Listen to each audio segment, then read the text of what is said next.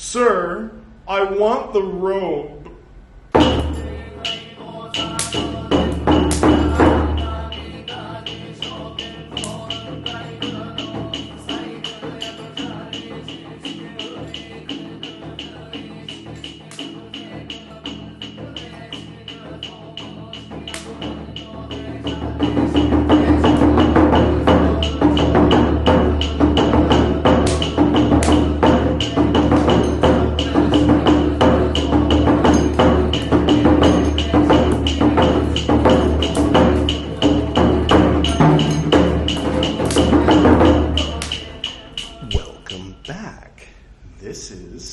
Episode 97 of Edward Reed's Buddhist Books podcast.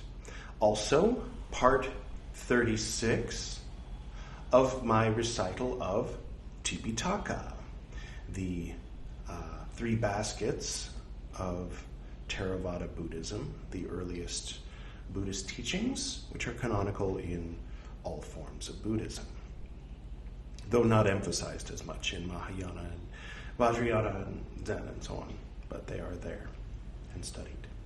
In this episode, I'll be reciting Nissaggiya, I think I got it right this time, parts 10 and 11. If this is your first time seeing me, do go ahead and click here. That will take you to the Tipiṭaka playlist, and you can start with episode 1.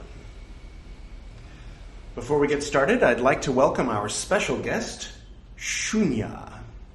Shunyata. No guest. Nothing. No thing. In Hebrew, Ain, the first of the veils of negative existence. In a sense, a cousin of Shunya, or perhaps the same no thing, the common ancestor of Abrahamic religion and Eastern philosophy from a certain point of view. A friend of mine recently said that there is no void. Yes, that is true. If it existed, then it would not be the thing that its name and definition purports it to be. To say there is no Ein, for instance, Ein literally means there is no. So to say there is no Ein is to say there is no. It's just kind of redundant, like saying RSVP, please. From another perspective, it can be referred to perhaps as the suchness.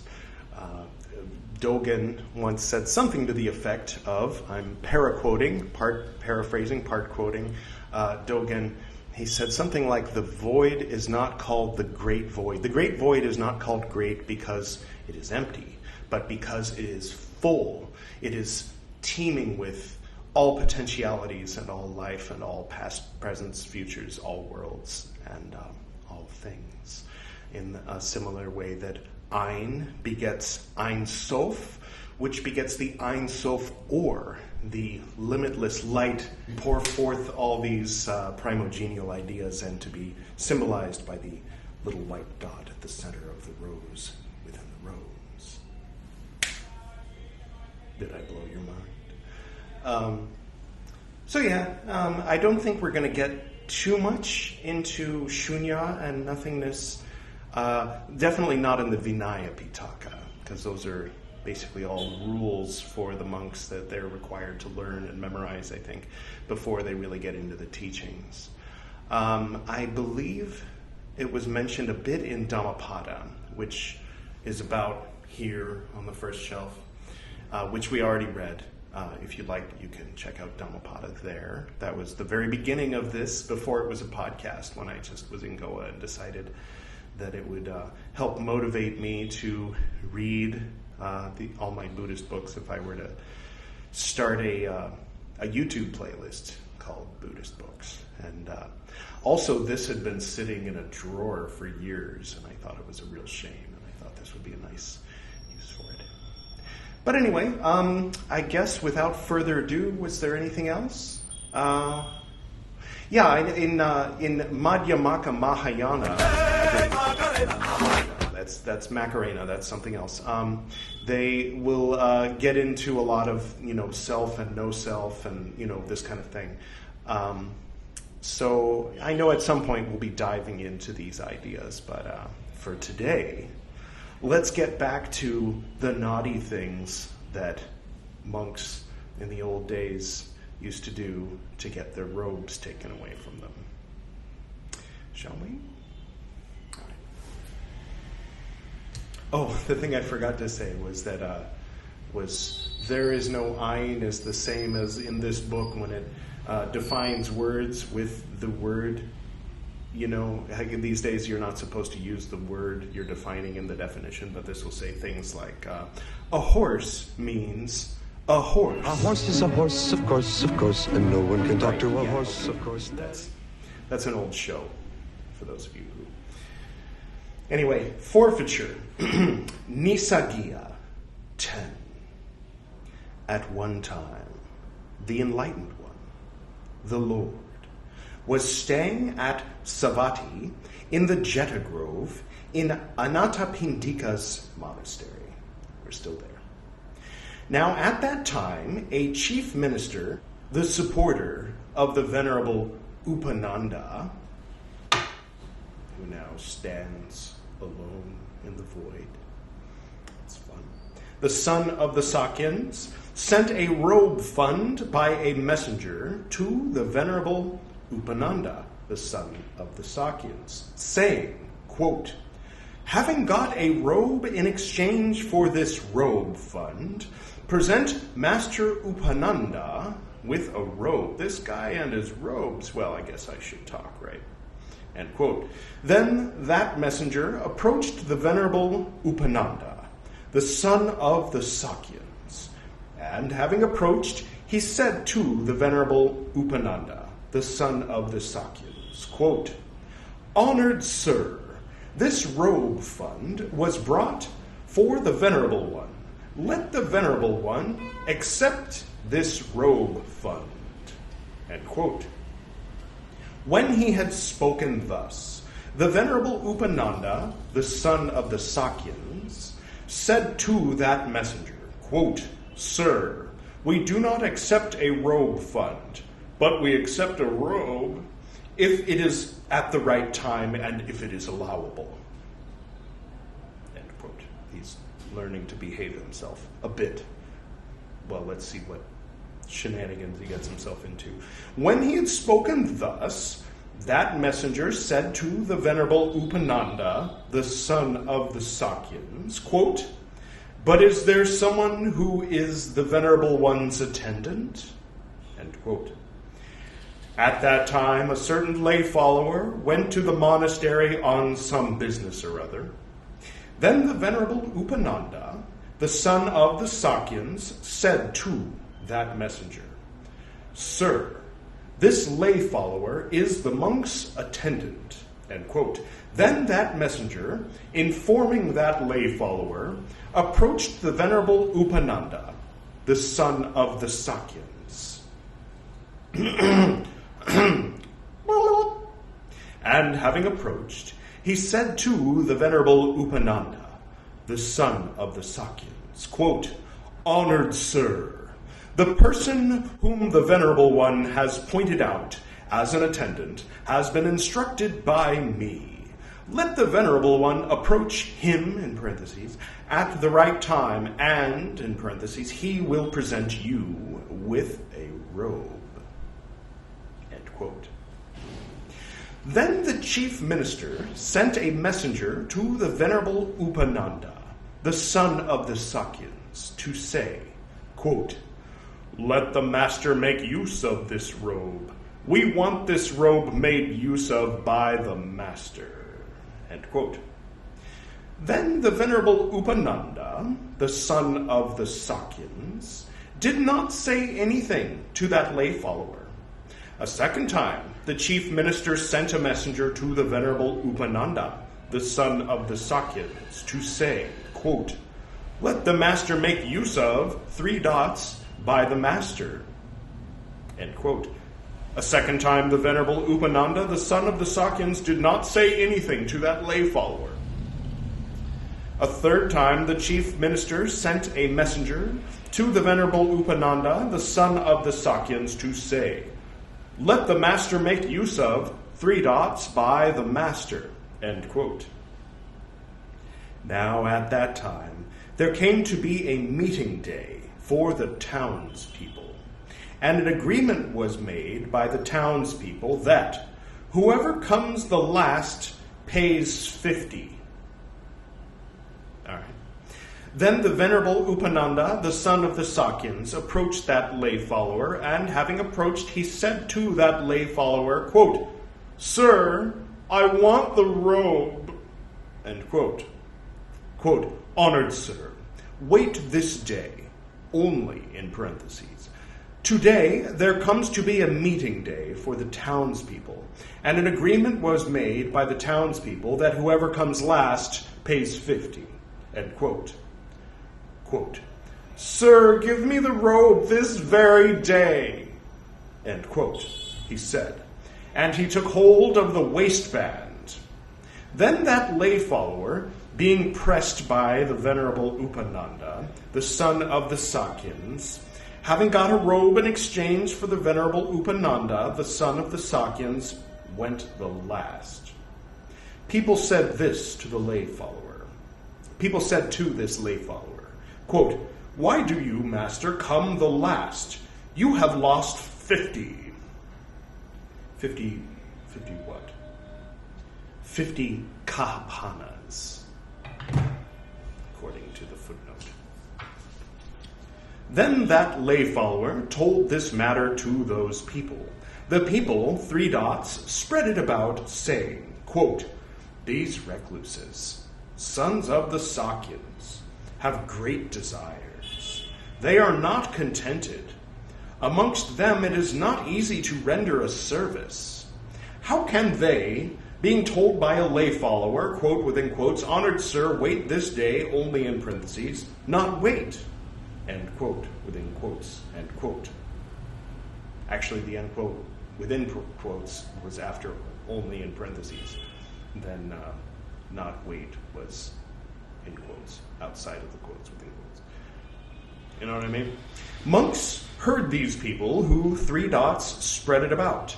Those who were modest monks, spread it about, saying, quote, How can the Venerable Upananda, the son of the Sakyans, being told by a lay follower, quote within quotes, Honored sir, wait this day, only in parentheses, end quote within quotes, not wait, end quote.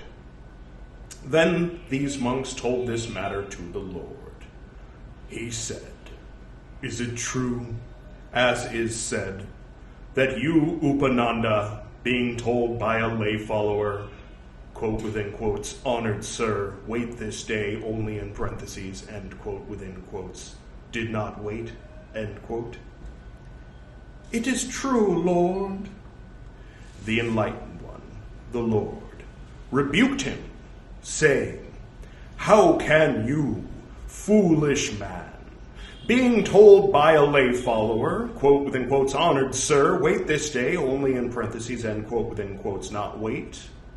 Foolish man, it is not for the pleasing of those who are not yet pleased, And thus, monks, this rule of training should be set forth.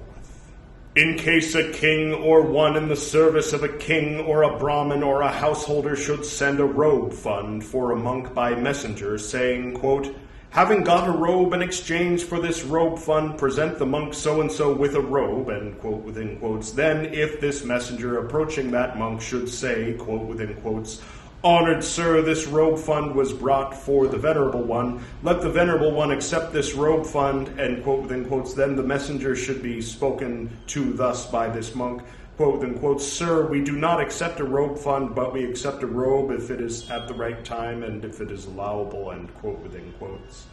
If this messenger should say to the monk, quote within quotes, But is there someone who is the venerable one's attendant, end quote, then monks, an attendant should be pointed out by the monk in need of a robe, either one who is engaged in the monastery or a lay follower, saying, quote within quotes, This is the monk's attendant, end quote within quotes.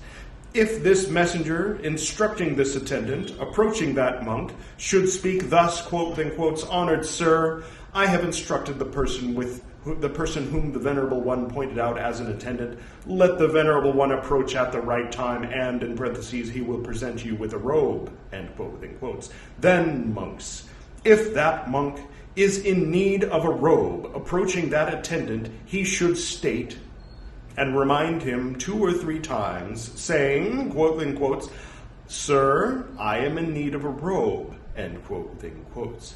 If while stating and reminding 2 or 3 times he succeeds in attaining that robe, that is good. If he does not succeed in obtaining it, he should stand silently for it 4 times, 5 times, 6 times, at the utmost. If he succeeds in attaining that robe standing silently for it 4 times, 5 times, 6 times, at the utmost, that is good. If he, exerting himself further than that, succeeds in attaining that robe, there is an offense of expiation involving forfeiture. If he does not succeed in obtaining it, he should either go himself to where the robe fund was brought from for him, or a messenger should be sent to say, quote within quotes, "That robe fund which you, sirs, sent for a monk is not of any use to that monk. Let the gentlemen make use of their own. Let your own things be not lost," end quote within quotes. This is the proper course in this case, end quote. For a monk means for the good of a monk, making a monk his object, being desirous of presenting to a monk. A king means he who rules a kingdom.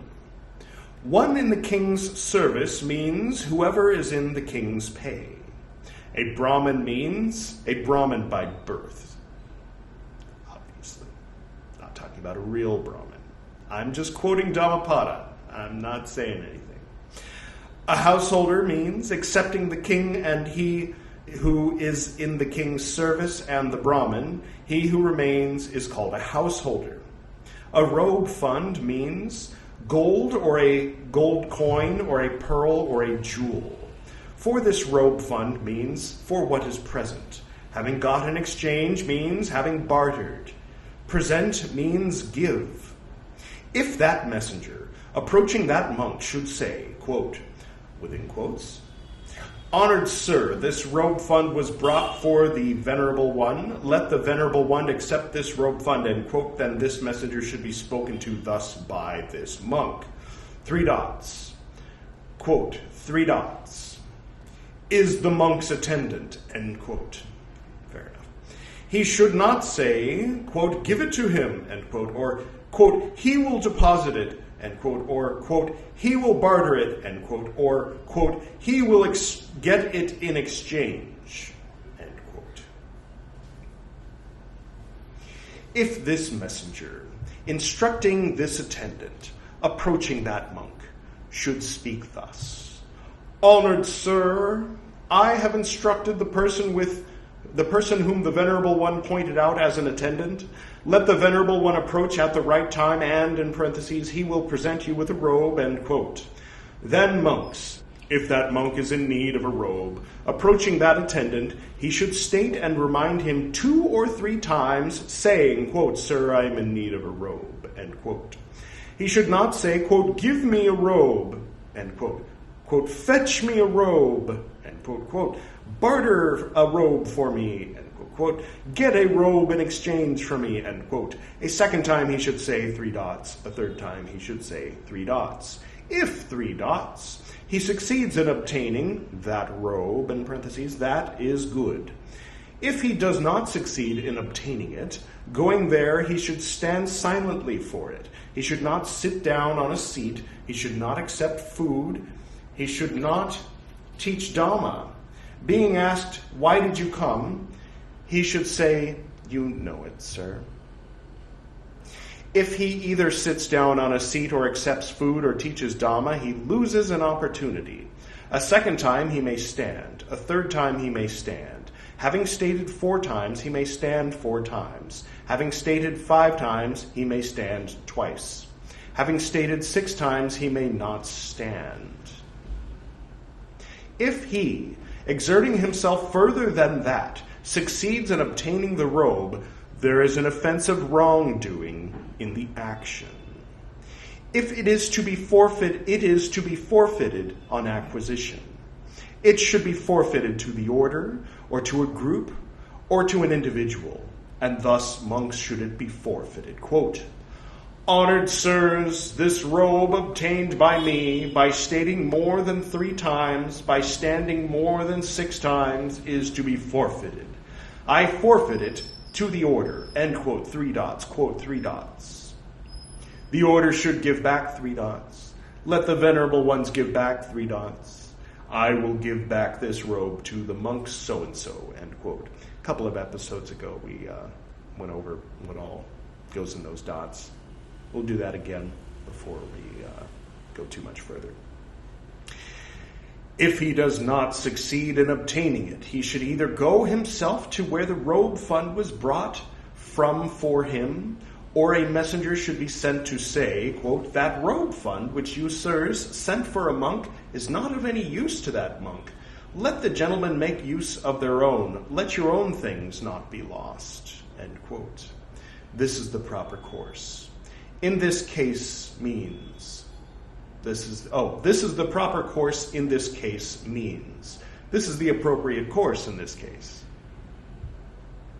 A horse is a horse, of course. If he succeeds in obtaining it by stating more than 3 times, by standing more than 6 times, thinking that they are more, there is an offense of expiation involving forfeiture. If he succeeds in obtaining it by stating more than 3 times, by standing more than 6 times, but is in doubt as to the number of times, in parentheses, there is an offense of expiation involving forfeiture. If he succeeds in obtaining it by stating more than 3 times, by standing more than 6 times, thinking them to be less, there is an offense of expiation involving forfeiture. If stating less than 3 times, standing less than 6 times, he thinks them to be more, there is an offense of wrongdoing. If stating less than 3 times, standing less than 6 times, he is in doubt as to the number, there is an offense of wrongdoing.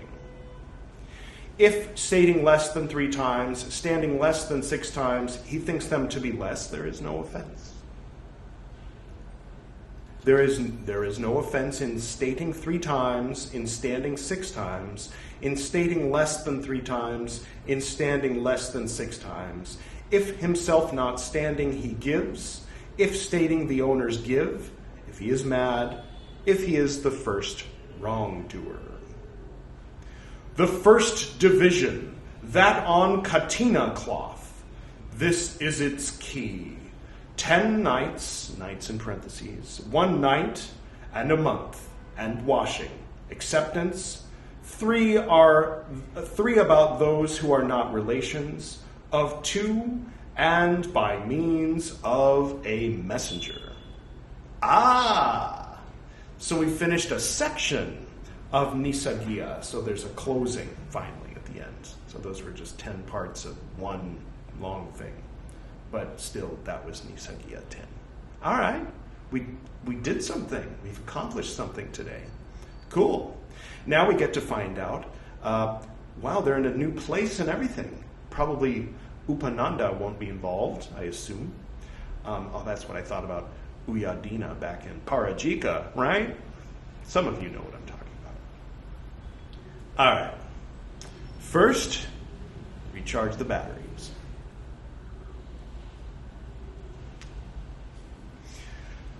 Forfeiture. Nissaggiya 11. At one time, the Enlightened One, the Lord, was staying at Alavi, in the chief shrine at Alavi. At that time, the group of 6 monks, approaching silk makers, said, quote, "Sirs, hatch many silkworms and give them to us, for we want to make a rug mixed with silk." End quote. These looked down upon, criticized, spread it about, saying, quote, "How can these recluses, sons of the Sakyans, Approaching us, speak thus, quote within quotes, sirs, hatch 3 dots mixed with silk, end quote. It is a loss for us, it is ill-gotten for us that we, for the sake of livelihood, for the sake of wife and children, are bringing these, in parentheses, many small creatures into destruction, end quote. Monks heard these men who, 3 dots, spread it about. Those who were modest monks, 3 dots, spread it about, saying, quote, how can the group of 6 monks, approaching silk makers, say, quote, sirs, hatch 3 dots, a rug mixed with silk, end quote. Then these monks told this matter to the Lord. He said, is it true, as is said, that you monks, approaching silk makers, spoke thus, quotes within quotes, sirs, hatch 3 dots, a rug mixed with silk, end quote within quotes, end quote. It is true, Lord, they said. There were 6 of them. The enlightened one, the Lord, rebuked them, saying, quote, how can you, foolish men, approaching silk makers, speak thus, quote within quotes, sirs, hatch 3 dots, a rug mixed with silk, end quote within quotes. It is not, foolish men, for pleasing those who are not yet pleased, 3 dots, and thus, monks, this rule of training should be set forth. Whatever monks should cause a rug to be made mixed with silk, there is an offense of expiation involving forfeiture. End quote. Whatever means he who... Next time. Monk means... 3 dots, right? A rug means it is made, quote, having spread, end quote, not woven. All right. I don't know enough about rugs to understand that, but perhaps you understood. Should cause to be made means if he makes it or causes it to be made, mixing it with 1 silken filament, there is an offense of wrongdoing in the action. It is to be forfeited on acquisition. It should be forfeited to the order, or to a group, or to an individual. And thus, monks, should it be forfeited. 3 dots. Quote, within quotes, honored sirs, this rug which I had made mixed with silk is to be forfeited. I forfeit it to the order. End quote, within quotes, 3 dots. Open quote, within quotes, 3 dots. The order should give back 3 dots. Let the venerable ones give back 3 dots. I will give back this rug to the venerable one. End quote. Don't give the rug back to these guys. I don't recommend it. So it's not always forfeiting a robe. Sometimes it's forfeiting other things, like, for example, a rug. All right. If what was incompletely executed by himself, he has finished by himself, there is an offense of expiation involving forfeiture. If he makes others finish what was incompletely executed by himself, there is an offense of expiation involving forfeiture. If what was incompletely executed by others he has finished by himself, there is an offense of expiation involving forfeiture. If he makes others finish what was incompletely executed by others, there is an offense of expiation involving forfeiture. If he makes it or causes it to be made for another, there is an offense of wrongdoing. If acquiring what was made for another, he makes use of it, there is an offense of wrongdoing. There is no offense if he makes a canopy, or a ground covering, or a screen wall, or a mattress, or a squatting mat, if he is mad, if he is the first wrongdoer. All right. Remember this? You saw this briefly. This is my old yoga teacher card, if you were wondering. So there it is. Don't make rugs with silk if you're a Theravadan monk. Right? I think this robe is actually made of silk, but anyway.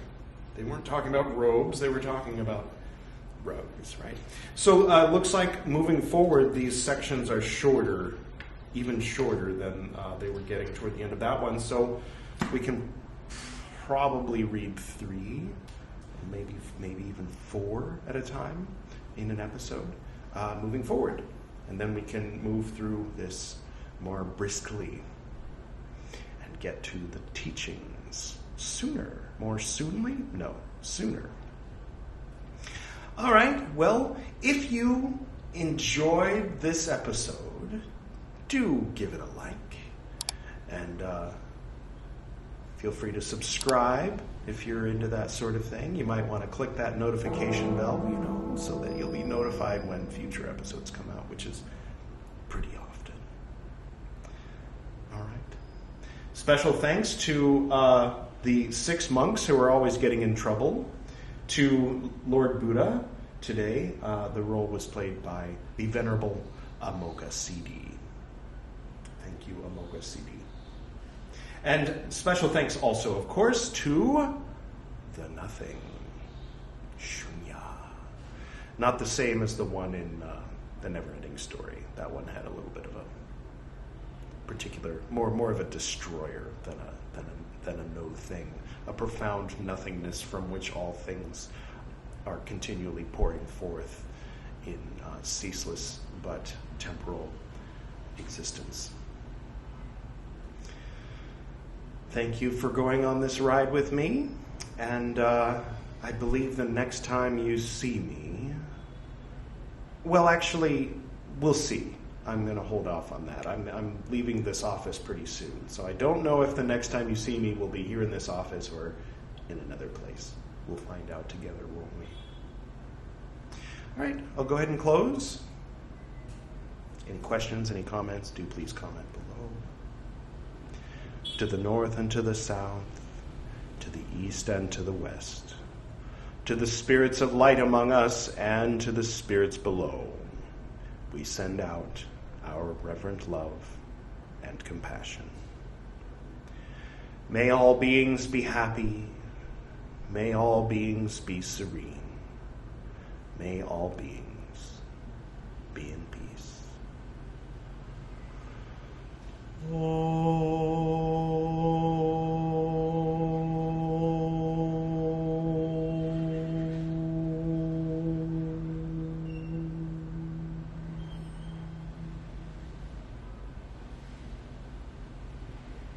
Until next time.